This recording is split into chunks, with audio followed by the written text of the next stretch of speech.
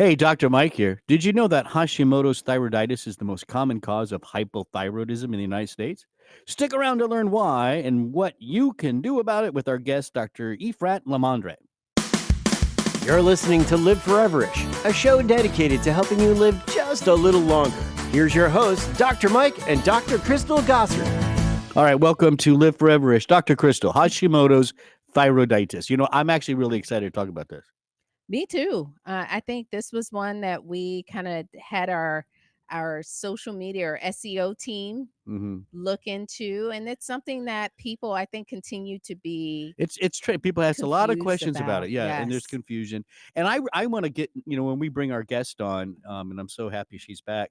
I want to talk a little bit too about I think it's underdiagnosed because there's symptoms and it doesn't always match labs, and there's that whole thing there. And we're going to Mm. get into that with our special guest today. She's a friend of Live Foreverish.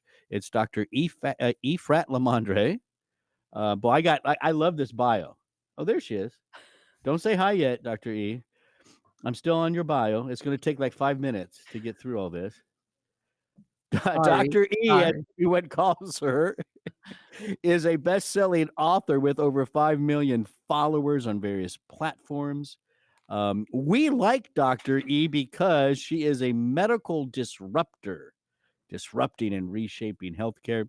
She advocates against medical gaslighting and empowers patients to recognize that their symptoms are not in their head, Dr. Crystal. She has founded several businesses in the health space, including EG Healthcare for primary care, the New Method for functional medicine, Hawk Scribes for medical scribing, and EG Prep Education for nurse practitioners. Dr. E, your bio wears me out. You are just a warrior in the medical field. Welcome to the show. Thank you so much. I'm so sorry. I I, have to talk to my team about shortening oh, that. no, I think it's great because I think it's important for people to recognize the true warriors. I like how you said that, Dr. Mike. You are on the front lines. And for many people, especially kind of the researchers, they are looking at the papers, and sometimes there's a disconnect on what we see on paper in studies and what you see in front of you, that Oh, person that's sitting in front of you, and they are saying, hey, look, something's wrong. I need you to help me figure this out. yes, 100%. So front line. Front line. No, you're right. I mean, the thing is, like, I've been fighting this so long that sometimes I feel I'm not even fighting anymore. Forget. Oh, come on. No. No. No, Stay the Dr. E we love. Let's get Hashimoto's. Yeah. We wanted to talk about this. It's a growing trend on the social channels. You hear it a lot, and even when people are diagnosed with it, Dr. E, I don't think they're getting a full explanation of what's really going on by 100%. their doctor. So how do you, to your patients who may have this, how do you describe Hashimoto's? Okay, so I'll give a brief overview, and then with your permission, I'd like to dig deep so people can understand it. So the brief overview is that your body is attacking the thyroid. So hypothyroid just means your thyroid's not working. Hashimoto's means the reason it's not working is because you have an autoimmune issue. Not sure if you want me to go deep in right now with how all that works. You tell me. Well, no, I mean, let's do it. Let's dive. I mean, Let's do it. Okay. come on. So I think people let's do it. this will serve as a really good understanding what's going on, because there's these tests and there's this TSH and there's T4 and T3. People are like, what does all this mean? So let me just break it down for you. And then if you have the ability to actually watch this, I'm going to point to the parts. So your thyroid's right here. Your thyroid's right here. If you feel like a little kind of bump, it's right under that bump. So let's kind of get to know where our thyroid is. And its job is to produce T4. And then T4, your body then converts it to T3. T3 is the stuff that actually makes everything happen. So we're going to come back to that. So if you have enough T4 in your body, then everything's great.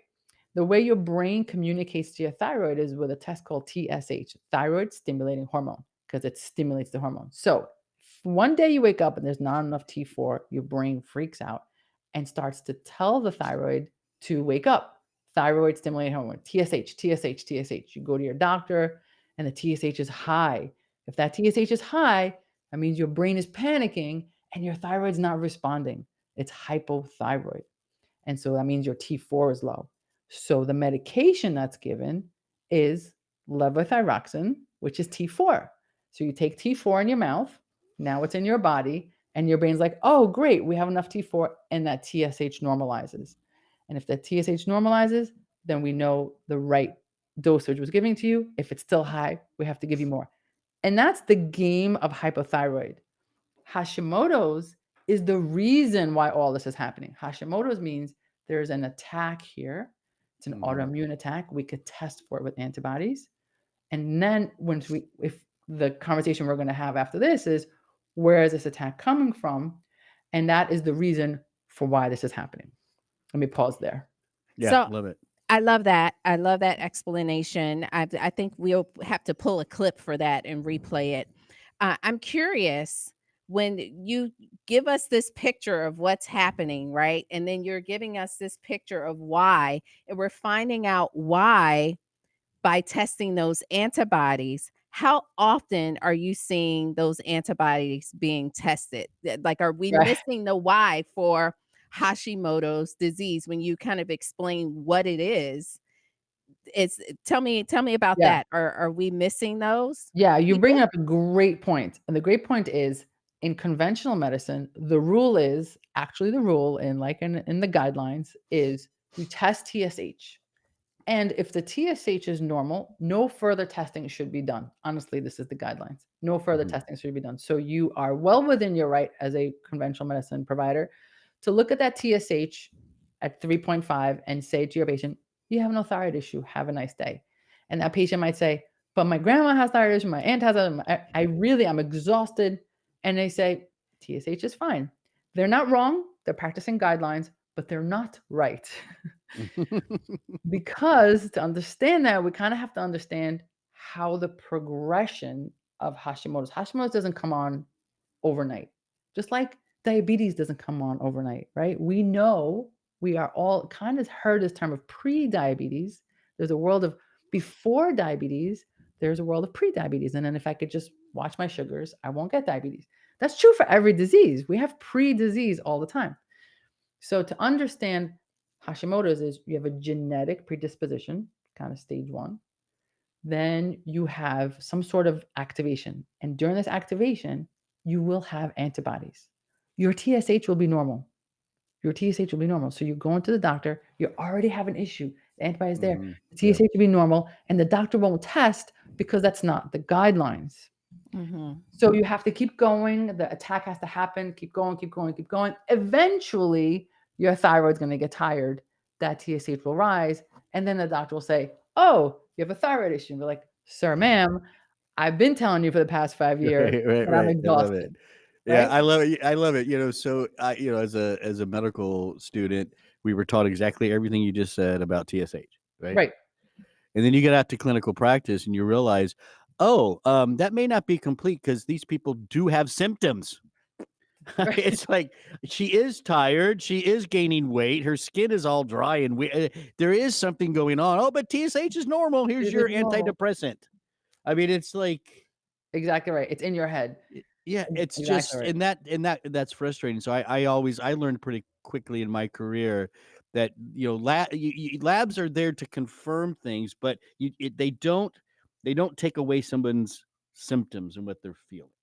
Yeah, labs, and you know me, I still practice conventional medicine. I love conventional medicine, but labs will confirm a disease. And they're great, and you need them, and then if you need medication, Yeah. amazing. But there is a world of pre-disease where we can intervene. I mean, anyone who's listening to this podcast knows we can intervene in this stage. But conventional medicine cannot intervene here. Conventional medicine starts at diagnosis, and anything before that is like, Good we'll luck. wait and see. So Dr. Mike mentioned some of the signs. Are there any others that you would like to let's add go. in? Yeah. Yeah, I Like mean, those signs and symptoms. you're right. I mean, fatigue, difficulty losing weight, which a lot of times we'll say, oh, it's my age, being cold, eyebrow issues. hair issues like the thinning, dry skin, but very commonly often depression. Like you might really feel depressed. Right. Yeah. And then be on depressive medication, nothing wrong with it. It's going to help you. But one of the first thing a good provider should do if you have depressive symptoms is check your thyroid because Mm. it could be just that. Yeah. Yeah. Great point. So, let's talk about Hashimoto's more specifically in that, as you were demonstrating with your hands and everything. I'm a hand person. I am too. I'm Greek, so I love it. This is normal talk to me. Yeah, I'm from the Middle Yeah. East, so this is what we But do. as a matter of fact, I don't think you noticed when I just got done introducing you because I move around so much. My mic fell off, the battery came out.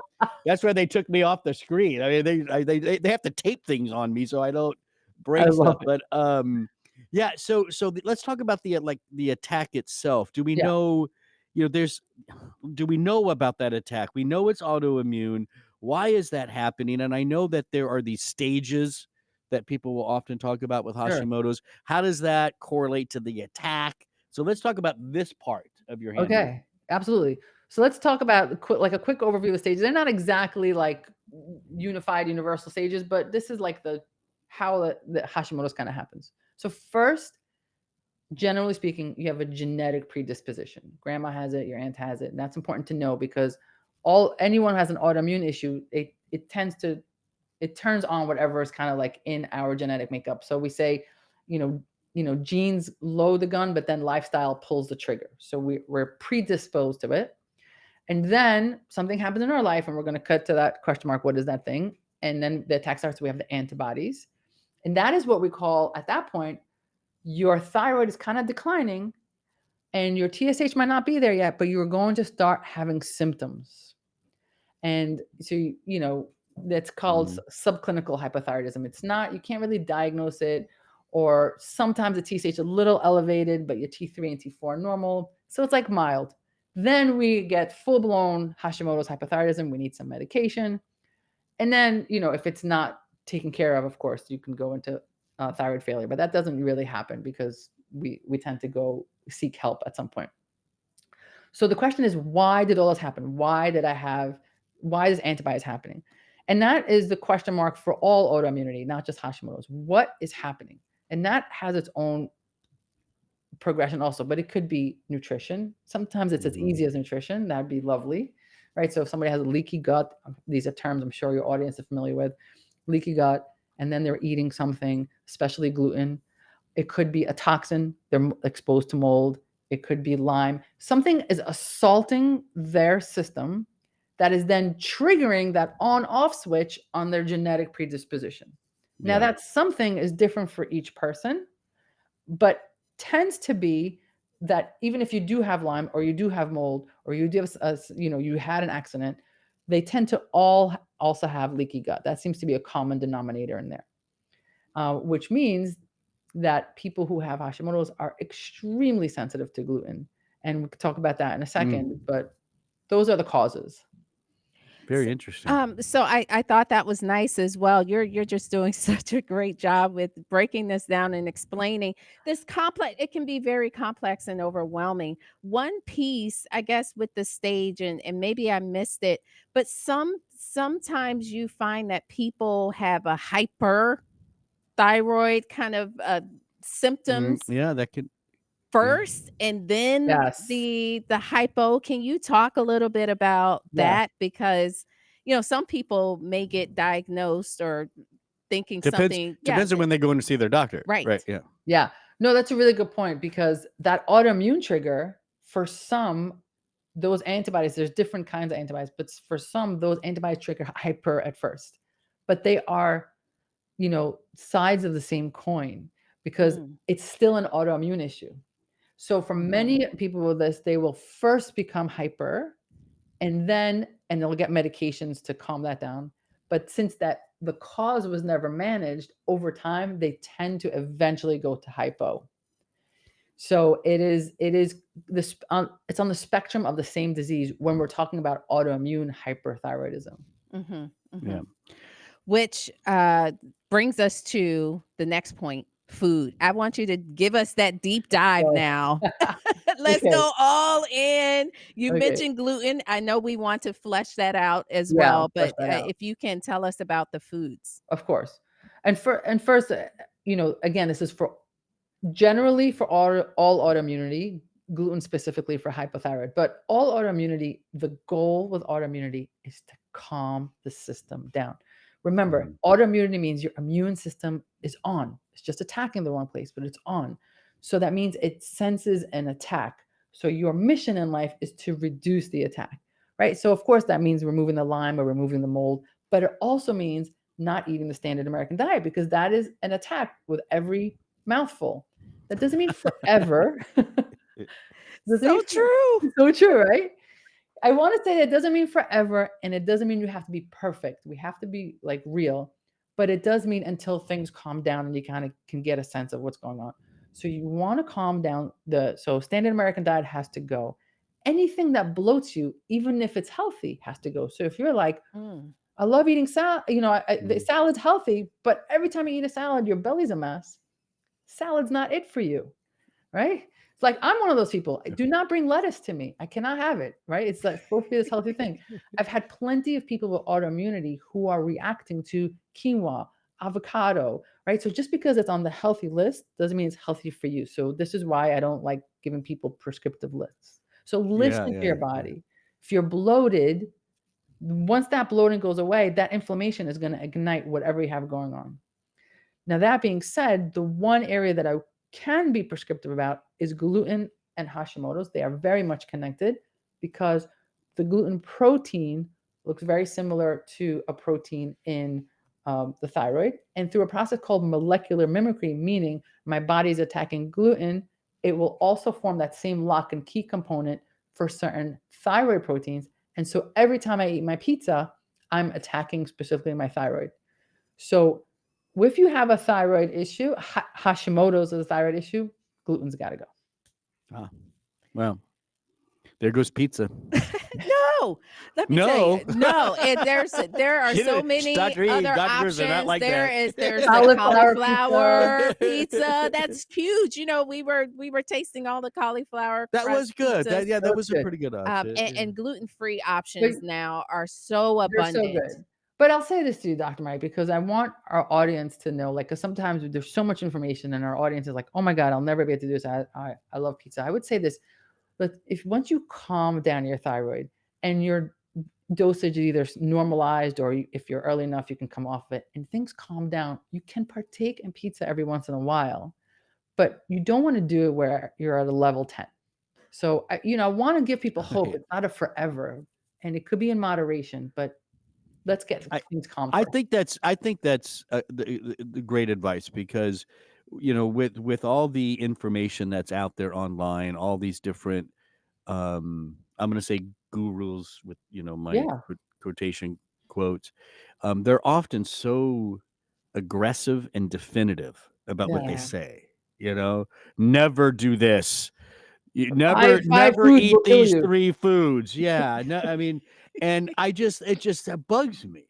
I It's mean, what these and it's just clickbait. They're just doing it to get the yeah, attention.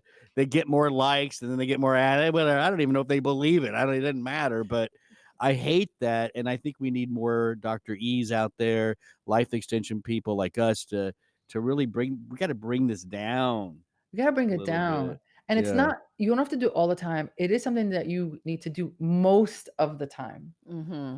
And most of the time, leave some room to like actually, the holidays are coming or your birthday or create, you want to create a world where you can do it. Again, maybe not in a time when you're flared or when you're first starting out.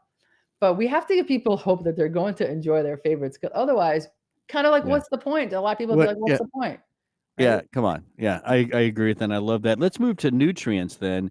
So we all, we're always food first. Dr. Crystal, she's the doctor of clinical nutrition, and I'm glad we did that. But now let's talk a little bit about nutrient add-ins that might be helpful, and let's focus on that person who truly has they're in that low thyroid, hypothyroid state. They're not at the beginning with maybe the hyper, right? Let's focus on where I think most people are diagnosed with Yeah. Hashimoto's. They're low. what are some of those nutrient add-ins for you that you like to recommend? Sure. So I would say first, generally, before we get specific to thyroid, is once your belly's calm, you definitely want a good quality probiotic because that's going to help your immune system. About 85% of your immune system lives in your belly. So feeding that microbiome is important. The next, before, people are always looking for like these really sexy kind of supplements, but like vitamin D, like we need vitamin D. I love it. Like it's so simple and it's cheap. it's so simple. We need it. It's connected to every autoimmune issue. People with Hashimoto's are often deficient in it. Depending, this is one of the things you definitely want to measure. So somewhere between 2,000 to 5,000 a day, but you definitely want to measure your vitamin D. You can overdose. I have seen it. So this is not one of the things where more is more, but like that's super basic. I love the vitamin D. Just Dr. I always, for me, I always tell people, if you think of the immune system, think of it like an orchestra, right? And there's so many different parts, and you need that maestro, right, to be in there to keep. That's vitamin D. Yes, it's helping you to everybody. Metrodome. And they all do their thing at the right place. They come in, they leave. That's, to me, that's vitamin D. I agree. I couldn't agree more. And people are always looking for like these crazy stuff. I'm like, let's keep it simple. Yeah. Then thyroid specifically, we're going to want some selenium and some zinc. Selenium really helps calm down the autoimmune response. The antibodies tend to calm down, and that could be certainly sourced through supplements, but also, is it Brazil nuts or Brazil nuts? I don't know. Brazil nuts. Brazil nuts. You say Brazil, yeah. Those nuts have some of those, like 1 or 2 a day. It doesn't have to be like a whole thing. But it also helps with that conversion, selenium and zinc. So that conversion for the audience to know. So we said that the thyroid makes T4, but T4 doesn't really do much in our body. It has to lose one of its iodine molecules and then becomes T3. T3 is the thing that makes everything work. So if your body can't convert to T4 and T3, your TSH could be fine, your T4 might be fine, and then your T3 is like really low. So helping that along, that actually cannot happen without selenium and zinc. This is not like hey, this would be cute to add. It literally cannot happen without selenium and zinc. So you need to have that. Doctor, a quick question on that, since you're talking about that conversion. Wasn't there some evidence a while ago that T4, T3 conversion too could also be inhibited by cortisol and stress? Wasn't there? Yeah. I don't know if that's been laid out better, but I know that was some research a few years ago. 100%. Thanks for bringing it up. So that T4 to T3 conversion will definitely take a hit if you're stressed all the time. Yeah. And that's important. That's a great point because TSH is fine. Your T4 is fine. You're like, what the heck is this? Why I'm so exhausted. Meanwhile, you're not converting. Your T3 is super low. So that's an excellent point. Yeah, and I think that's important to know. That I think the conversion piece is an important piece of the puzzle that people are missing, especially since Synthroid or levothyroxine is the medication that's T4. So some people may be on medication and they're not feeling better because their medication's not converting. Correct. I mean, the example I gave earlier, and I always start with levothyroxine when I give that example because that the audience tends to know that medication. But when you get kind of a little bit savvier into this, some people do great on levothyroxine. God bless, amazing. But most people are going to need a T4, T3 combo. A lot of providers are not comfortable giving it, which is why you may not be receiving it. They're scared of T3, but there's medication like they are. Oh, they are, Dr. I do know this. I don't get it. I've been trying to get my dad to get some T3 and it's not happening. It's just the active form at the tissues, what the tissues love. They're terrified. They don't know how to manage it. And it's really interesting to see. And it's, I would just say any provider listening, Armor Thyroid is really easy way to prescribe for your patient. Yeah. Very simple. And there's a quick conversion chart you can Google. Like if they're on Synthroid, this is how much Armor I give them. You don't even have to do the math in your head. I could see like where you might need some sophistication if you're giving T3 alone. So maybe you want a little bit more, but Armor Thyroid is like, God bless. Let's just do that. And your patients are going to feel better and you're going to be the hero. So do it. Yeah. Well, I also do know that there are insurance issues that oh God, prescribers are trying to navigate. And so there are limitations there. But yes, if you can get that combo, do it. Then yeah. Yeah. Make And sure you ask for it. You know, that's yeah, what we're ask just for it. trying to empower our listeners on some missing components. Yeah. Yes, the missing components. And So, yeah, Dr. E, again, if just fantastic information. You're just, I know you could go on like another hour, probably. you know, you get your hands going, and I don't know when you would say, That's I how I just do said, my Mike, I got workout to over stop here. doing that.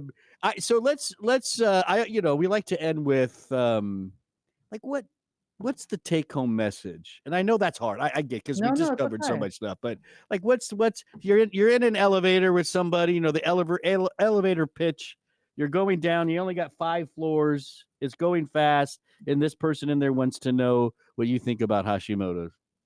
About Hashimoto's? Okay, I was ready to give you another elevator pitch, but let's talk about Hashimoto's. The Hashimoto's, I'm going to give you 2 elevator pitches. One Okay, for that's the fine. Let's general, start with one Hashimoto's. Let's for start Hashimoto's. with Hashimoto's. All right. Hashimoto's is you need to advocate for the full panel of testing. And if your provider refuses to do it, it's probably a red flag that they're not comfortable managing it, which is okay. Everyone has different comfort zones. Then find someone who's willing to do that, because if someone's willing to test that, it means they have an understanding and they can give you what you need. Perfect. Now the elevator door just Love opened. it. Yes. That person walked out. Now somebody new just came in. Someone who just And came in. you apparently are like a troll on elevators, because you're Yes, I just staying stay in on there. elevators all day. You're And I just was giving pitches all day long to people. The door's shut. They hit 8th floor. Go. What's your second one? My second one is in choosing a provider overall. It's kind of like dating. Well, I haven't dated in a long time. I'm married. But it's kind of like dating, right? If the date doesn't work out, you don't get mad at the person. You're just like, oh, it didn't work out. And you keep going until you find the love of your life. So with providers, if they're not the one, don't get mad at them. Don't get frustrated at them. Don't try to say, why are you not doing this? Say, thank you so much, and move on to the next one. So listen to that voice. Don't discount that voice, but also don't get agitated. Just keep going until you find the provider that's going to hear you. Dr. Crystal, did you want Beautiful. any last things you wanted to say in all this? She covered just what I was thinking, and that was about the labs. It was really about getting that full picture. Yeah, it's so important. How do you get that? What do you do? So I think that's great. Dr. E, how can our listeners learn more about you, what you do, follow you, say hi to you? Yeah. So it's my name, Dr. Efrat LaMandre, on any platform, and the Medical Disruptor podcast. I myself don't take patients anymore, but I just disseminate information. Enjoy it. I just realized I don't say your first name right, do I? It's Efrat LaMandre. Efrat. See, I say Efrat. I don't know. Sorry. Efrat. It's all good. That's why everyone calls me Dr. E, because this way they don't have to worry about how to pronounce it. I love it. That makes it easy for me. Dr. E, thank you again for coming on. We look forward, as we said, you're a friend of Live Foreverish, so you'll be back, I'm sure, talking about another topic. Hey, don't forget, you can go to liveforeverish.com, and there's tons more episodes to download, like, share, do all that stuff, and of course, subscribe so you never miss a show. And then our sponsor, Life Extension, wants to say thank you. Head over to lifeextension.com. When you check out, use the discount code podcast, and you'll get 10% off, $50 or more, plus free shipping and handling at lifeextension.com. I'm Dr. Mike. Dr. Crystal. Thanks for listening.